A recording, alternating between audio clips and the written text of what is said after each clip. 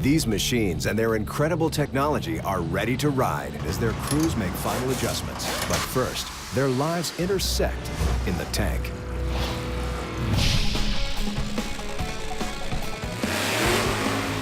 All the power that comes that accelerates our Top Fuel dragster is from the fuel.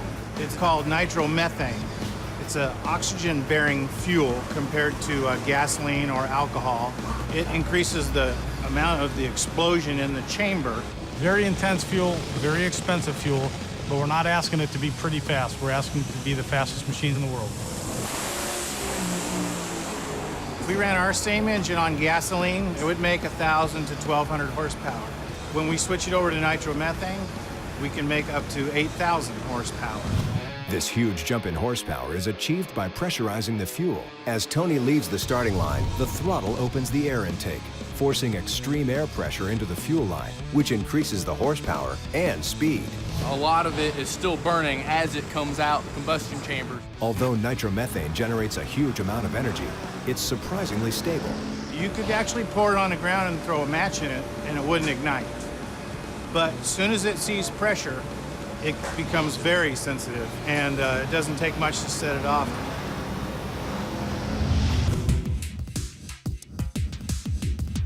For Tony Schumacher and his Top Fuel dragster, the aerodynamics play an important role in fighting lift and keeping the dragster stuck to the track.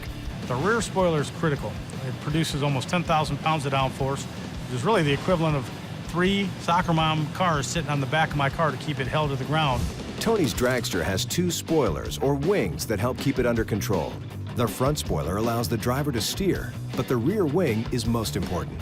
This rear wing provides the downforce that keeps Tony's land-based rocket ship firmly planted on the ground. Without it, the consequences can be devastating.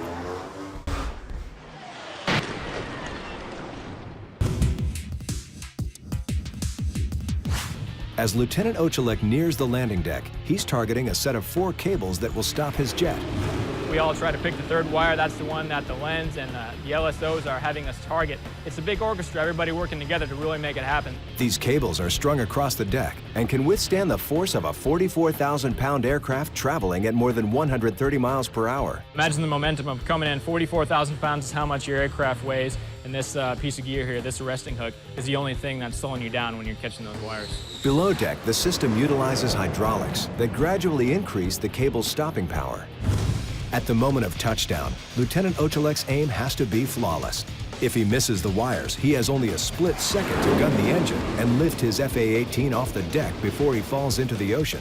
When you're coming into land, we're going to advance the throttle to full power because you might not catch any one of the 4 wires, and then you're going to go around and have another try at it. In most cases, the system works perfectly.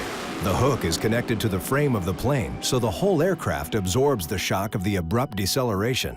The force is equivalent to what we call a controlled car crash, so it stops pretty abruptly. It really throws you forward in your seat straps, and it gives you that controlled crash type of feeling. The first time I landed, it really caught me by surprise. It was a little more violent than I thought it would be, and it really throws you forward in the seat. But after you've done it a few times, you learn to anticipate it.